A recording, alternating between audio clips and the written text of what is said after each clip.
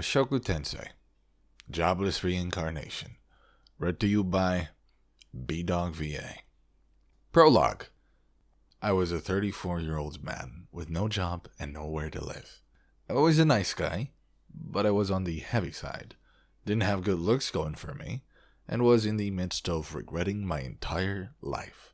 I'd only been homeless for about 3 hours. Before that, I'd been the classic, stereotypical, long-time shut-in who wasn't doing anything with his life. And then, all of a sudden, my parents died.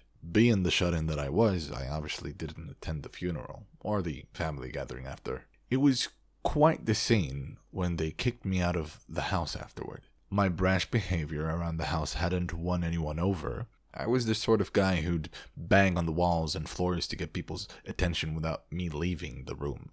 On the day of the funeral, I was halfway through jerking off, my body arched in the air, when my brothers and sisters barged into my room in their mourning garb and delivered their letter formally disowning me. When I ignored it, my younger brother smashed my computer, which I valued more than myself, with a wooden bat. Meanwhile, my older brother, the one with the black belt in karate, stormed over in a blind rage and beat the crap out of me. I just let it happen, sobbing uselessly all the while, hoping that would be the end of it. But my siblings forced me out of the house with nothing but the clothes on my back. I had no choice but to wander around town, nursing the throbbing ping in my side. It felt like I had a broken rib. The biting words they hurled at me as I left our house would ring in my ears for the rest of my life. The things they said cut me to my very core. I was completely, totally heartbroken. What the hell had I ever done wrong? All I did was skip out on my parents' funeral so I could spank it to uncensored lolly porn. So, what in the world was I supposed to do now? I knew the answer. Look for a part or full-time job, find myself a place to live, and buy some food. The question was, how? I had no idea how to even begin looking for a job. Well, okay, I knew the basics. The first place I should check out was an employment agency, except I seriously had been a complete shut-in for over 10 years, so I had no idea where any of those were. Also, I remembered hearing that those agencies only handled the introduction to the job opportunities. You'd then have to take your resume to the place with the job on offer and sit for an interview. And here I was, wearing a sweatshirt caked in a mixture of sweat, grime, and my own blood. I was in no state for an interview. No one was going to hire some weirdo who showed up looking like I did. I'd make an impression, for sure, but I'd never land the job. Moreover, I didn't know where they even sold resume paper. At a stationery shop? The convenience store? There were convenience stores within walking distance, but I didn't have any money. But what if I could take care of all of that? With some luck, I could borrow some money from a loan company or something, buy myself some new clothes, and then purchase some resume paper and something to write with. Then I remembered, you can't fill out a resume if you don't have an address or anywhere you live. I was hosed. I finally realized that, despite having come this far, my life was completely ruined. It started to rain. I grumbled. Summer was over, bringing with it the autumn chill. My worn-out, years-old sweatshirt soaked up the cold rain, mercilessly robbing my body of precious heat. If only I could go back and do it all over again, I muttered, the words slipping unbidden from my mouth. I hadn't always been a garbage excuse for a human being. I was born to a well-off family, the fourth of the 5 children, with 2 older brothers, an older sister, and a younger brother. Back in elementary school, everyone always praised me for being smart for my age. I didn't have a knack for academics, but I was good at video games and had an athletic bent. I got along with folks. I was the heart of my class. In junior high, I joined the computer club, pored over magazines, and saved up allowance to build my very own PC. My family, who didn't know the first thing about computers, barely gave it a second thought. It wasn't until high school, well, the last year of junior high, I suppose, that my life got all messed up. I spent so much time fixated on my computer that I neglected my studies. In hindsight, that was probably what led to everything else. I didn't think I needed to study in order to have a future. I thought it was pointless. As a result, I wound up going to what is widely considered the worst high school in the prefecture, where the lowest of the delinquents went. But even then, I figured I'd be fine. I could do anything, I set my mind to. After all, I wasn't in the same league as the rest of these idiots. Or so I thought. There was an incident from back then that I still remembered. I was in line to buy lunch from the school store when someone cut in front of me. Being the morally upstanding young man I was, I gave him a piece of my mind, getting all up in his face, striking an awkward, humorless, and self-conscious pose. But as my luck would have it, this guy wasn't just an upperclassman, but one of the real nasty ones. Vying to the school's top dog, he and his buddies pounded my face swollen and puffy, then hung me from the school gate, buck naked, practically crucified for all to see. They took a ton of pictures, which they circulated throughout the school like it was some simple prank. My social standing among my classmates plummeted to rock bottom overnight, leaving me with the nickname Pencil Dick. I stopped going to school for over a month, holding up in my room instead. My father and older brother saw the state that I was in, and told me to keep my chin up and not to give up, and other patronizing things like that. I ignored it all. It wasn't my fault. Who could bring themselves to go to school under circumstances like mine? Nobody. That's who. So, no matter what anyone said, I remained steadfastly holed up. All of the other kids in my class had seen these pictures and were laughing at me. I was sure of it. I didn't leave the house, but with my computer and my internet connection, I was still able to kill plenty of time. I developed an interest in all sorts of things thanks to the internet. And I did all sorts of things as well. I constructed plastic model kits, tried my hand at painting figurines, and started my own blog.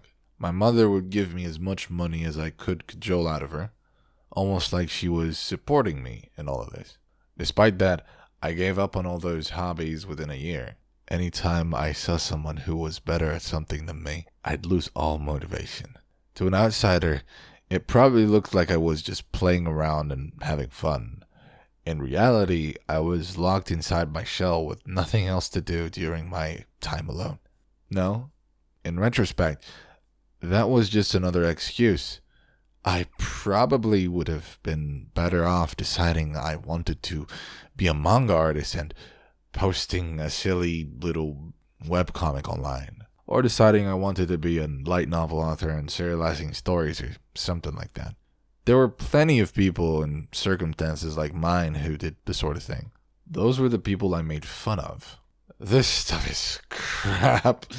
I'd snort derisively upon viewing their creations, acting like it was my place to be a critic when I hadn't done anything myself. I wanted to go back to school, ideally to grade school, or maybe junior high. Hell, even going back a year or two would be fine.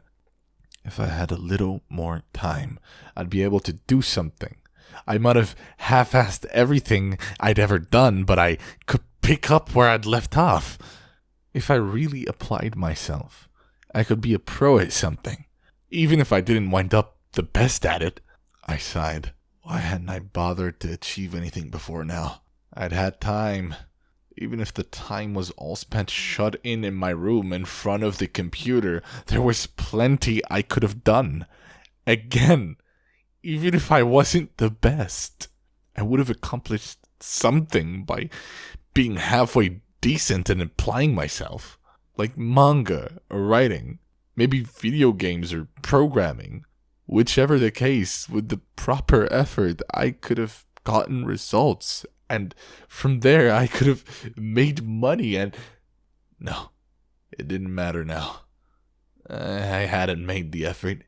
Even if I could go back to the past, I'd only trip up again, stopped in my tracks by some similar obstacle. I hadn't made it through things that normal people manage to breeze through without thinking. And that's why I was where I was now. Suddenly, amidst the downpour, I heard people arguing. Was someone having a fight? That wasn't good. I didn't want to get involved with that sort of thing. Even as I was thinking that, however, my feet kept carrying me in that direction. Look, you're the one who... No, you're the one who... What I saw when I rounded the corner were 3 high schoolers in the midst of what was clearly a lover's quarrel. There were 2 boys and a girl, dressed in the now vanishingly rare tsumire jackets and a sailor suit, respectively. The scene was almost like a battlefield, with one of the boys, an especially tall fellow, in a verbal spat with the girl. The other boy had interposed himself between the two in an attempt to placate them, but his pleas were completely ignored. Yeah, I'd been in a situation like this myself. This sight brought back older memories. Back in junior high, I had one childhood friend who was real cute. And when I say cute, I mean like 4th or 5th cutest in the class. She wore her hair very short since she was on the track team. Of every 10 people she'd pass by on the street, at least 2 or 3 would turn to look back at her. Also, there was this one anime I was super into at the time, so I thought the track team and short hair thing was cute. Even her less attractive attributes were fine by me. She lived nearby, so we were in the same class for a lot of grade school and junior high. All the way up to junior high, we often walked home together. We had plenty of chances to talk, but wound up arguing a lot. I did some regrettable things. To this day, I can get off 3 times in a row to the prompts junior high, childhood friend, and track team. Come to think of it, I heard rumors she'd gotten married about 7 years ago. And by rumors, I mean overhearing my siblings talking in the living room. We certainly didn't have a bad relationship. We'd known each other since we were little, so we were able to talk to each other pretty openly. I don't think she ever had a thing for me, but if I studied harder and gotten into the same high school as she did, or if I joined the track team and gotten admission that way, it might have sent the right signals. Then, if I told her how I felt, maybe we might have wound up dating. Anyway, we'd get into fights on the way home, just like these 3 kids here. Or, if things went well, we'd hook up and do naughty things in some abandoned classroom after school. Shit. This sounds like the plot of some adult game I must have played. And then, I noticed something. There was a truck speeding right toward the group of 3 students. The driver was slumped over, asleep at the wheel. The kids hadn't noticed yet. Hey, look out! I shouted, or tried to anyway. I'd barely spoken aloud in over a decade, and my already weak vocal cords had further tightened due to the pain in my ribs and the chill of the brain. All I could muster was a pathetic, weavering squeak that was lost in the din of the downpour. I knew I had to help them. At the same time, I didn't know how. I knew that if I didn't save them, 5 minutes later, I'd wind up regretting it. Like, I was pretty sure seeing 3 teenagers splattered into paste by a truck moving at terrific speeds was something I'd regret. Better to save them. I had to do something. In all likelihood, I'd end up dead on the side of the road. But I figured that, if nothing else, having a bit of solace wouldn't be so bad.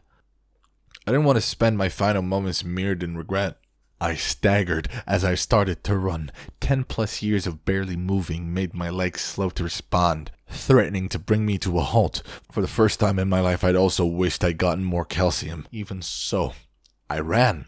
I was capable of running. The boy who'd been yelling noticed the truck approaching and drew the girl close to him. The other boy looked away and hadn't spotted the truck yet. I grabbed him by the collar and yanked him behind me with all my might, then pushed him out of the vehicle's path. Good. Now that left the other two. At the very instant, I saw the truck right before me. I'd simply tried to pull the first boy to safety, but instead, I'd bodily switched places with him, putting me in harm's way. But that was unavoidable, and had nothing to do with the fact that I weighed over 100 kilos. Running at full speed, I'd simply stumbled a bit too far. The instant before the truck made contact, a light blossomed behind me. Was I about to see my life flash before my eyes, like people said? It only lasted a moment, so I couldn't tell. It was all so fast. Maybe that's what happens when your life is hollow and half-lived. I was struck by a truck more than 50 times my weight and thrown against a concrete wall.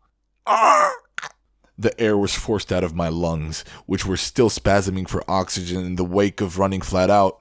I couldn't speak, but I wasn't dead. My ample fat must have saved me. Except the truck was still moving. It pinned me against the concrete, crushing me like a tomato. And then I was dead.